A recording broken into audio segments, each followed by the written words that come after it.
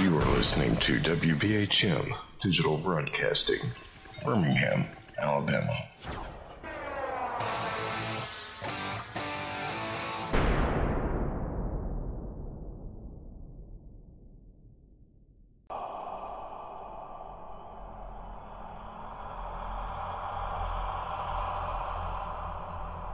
Paranormal Pride.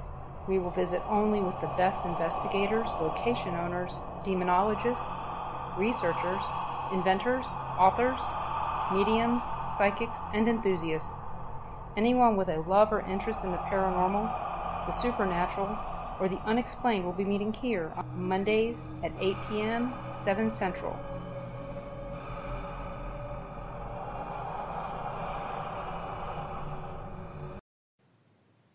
Welcome, everyone, to the Paranormal Pride. I want everyone to know my name is Denise Pridemore, but tonight we're going to do things a little bit different than we normally do. I am actually on vacation this week, and I am visiting my cousin Dan in Bristol, Tennessee. We're coming to you live from a haunted house.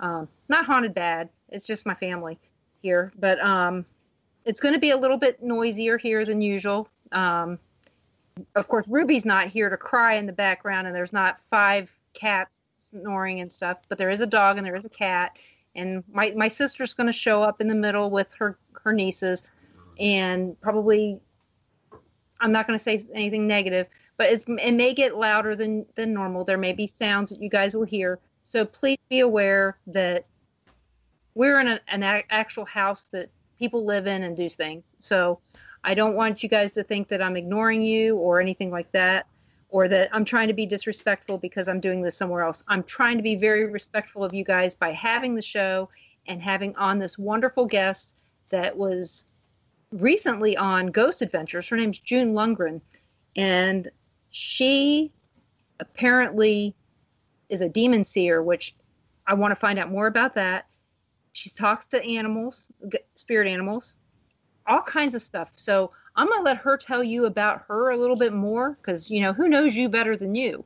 So if you guys have any questions while you're listening to all this, please put them in the chat room and I'll get to them. And just so you know, everybody here is watching me talk with my hands. So you can just imagine that as well. And so welcome, June. I hope that you're having a wonderful day. I hope that you got lots of good stories to share with us. Always. I've been doing this for over 40 years, so there's always something new, something happening.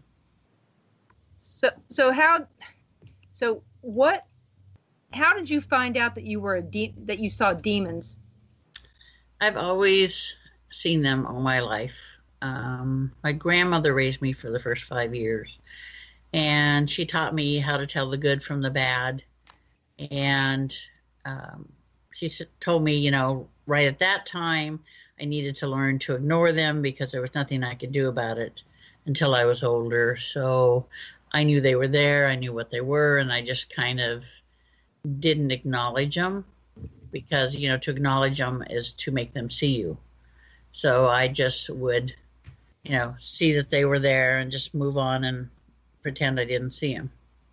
So I've been doing it all my life, and I always wondered at the time, you know, it's like, how come I can see them and hear them and understand them? Because they speak Aramaic, and then it's like my brain is kind of hardwired to interpret and to understand.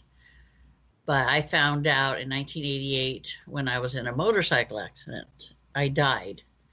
And when I crossed to the other side, my grandparents were waiting for me, and Michael the Archangel was there, and he said, you need to understand who and what you are. That's the reason for this experience in this lifetime. He says it's time that you understood. So he made me relive all my physical world lives back to the soul core. And he says, this is who you really are. He says, those physical lives were just, you know, parts that you played, basically. He said, your soul belongs to Ariel the Archangel. She's one of the angels that guards the throne of God. She was an avenging angel and a demon slayer. And I had never even heard of her until my near-death experience. And then I was dead, clinically dead for 2 minutes, and then I came back. And it took me quite a while to come to terms with it. And there's not much known about Ariel other than her name means Lion of God, and that she guards the throne. But once I understood that, Michael was able to merge my physical consciousness with the soul consciousness, and I can see everything that she's done, everything she's experienced. And he said, you're going to continue your job in this lifetime as you have in all your others. You're going to do God's work by removing demons. And I'm like, okay.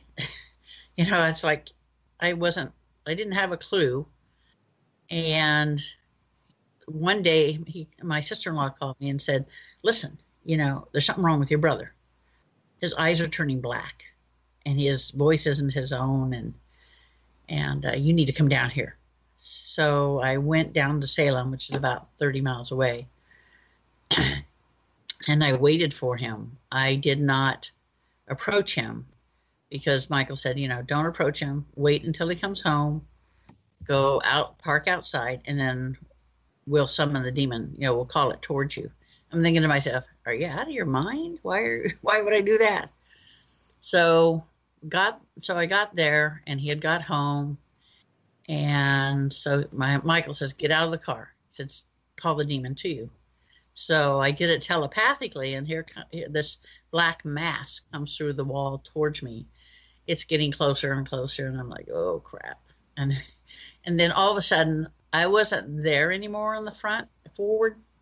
My consciousness was pushed to the back, and Ariel came forward.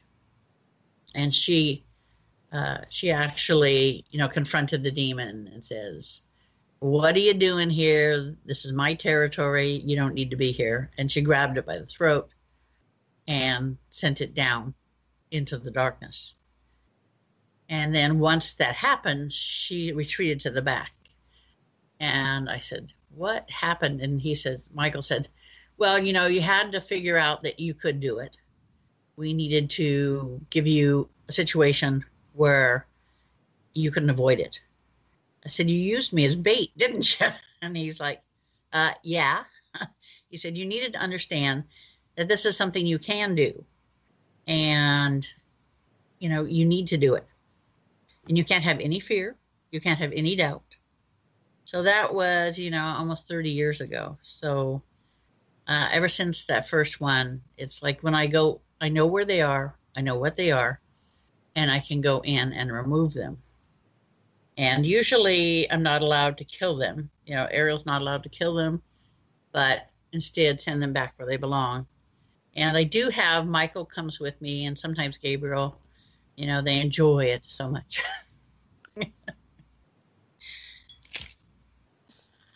I find it fascinating that you can do this. And just so people know, when she talked about Salem, she meant Salem, Oregon, correct? Yeah. Okay.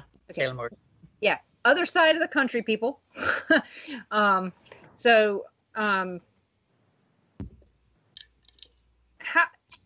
long have you been? I mean, we're going to jump to Ghost Adventures, okay? Okay. Because I know we just watched all that, so there's so many things that are in our minds about that. So anybody who watched last week's Ghost Adventure, the Norblad Hotel, how did you get involved with the Norblad Hotel? Back in February of this year. We have a local group, and it's a get-together for people that do paranormal investigations. It's called the Paranormal Pub. And they were doing like a road trip down to Astoria. Said, everybody, who wants to come? So they ended up being about 10 of us going, and we spent the weekend, and we explored like the Commodore Hotel and the Norblad, and it just had an interesting time. And I've co-founded Ghosts and Girls Paranormal, but I was also with my other group, Northwest Paranormal. And so we did I was a little bit late getting to the Norblad, but my friend Aaron was there first. And he was coming out as I was going in. He says, I was just attacked. He said, I have to get it off me. And I'm like, don't worry about it. I'll take it off. So I removed it from him and then went down into the basement and finished removing the other one that was down there. But, you know, people heard growling and all kinds of things. And I'm like, okay, this is, you know, it's clean now. I said, but it's one of those places where there's a lot of paranormal activity. And so this won't be the last time there'll be something here. They'll always have problems with it. So we had a nice weekend. We did that and then moved on. And then Ghost Adventures was looking for, they sent out an email. I was one of the people they sent an email to and said, hey, you know, we're looking for places that are haunted in your local area. And then I told them about Astoria and what we had picked up there and stuff. And so when they came time for them to do filming, they called me and said, well, you know, can you come down here? And at that time I was working. I couldn't get off work.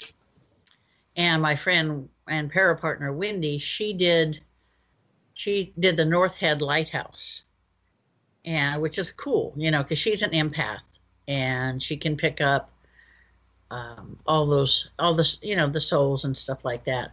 So she did that one with them. That will be airing this coming Saturday. Mm-hmm. And then they said, well, you know, what about the Norblad? And I said, yeah, I said I had experiences in there. You know, I said I removed a demon. And so when we went down to film, I was given the information that there would be an old demon there, and it was coming because it wanted to give Zach information. It wanted to talk to him, and I'm like, okay. I always know they're coming before they come, right? You know, and these things, you know, the negatives know you're coming before you know you're coming anyway. So it knew Zach was coming. So I'm like, okay. And I told him when we met outside and he interviewed me, and I said, you know, what's down there is not nice. I said, there's an old demon here. I said, and it came specifically for you.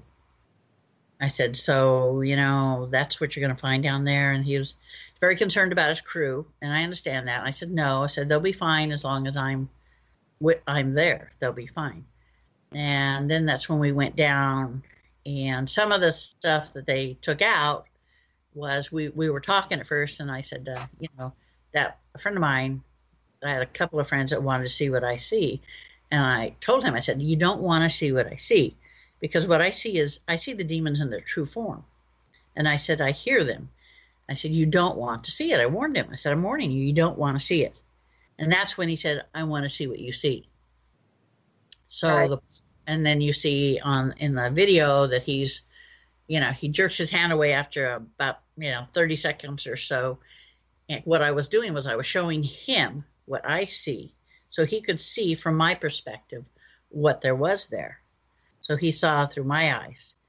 And what they didn't show was, he said, well, you know, when I first touched your hands, he said, I felt calmness and a sense of peace, and I saw white light. I said, well, that's the archangel that resides in front of in me.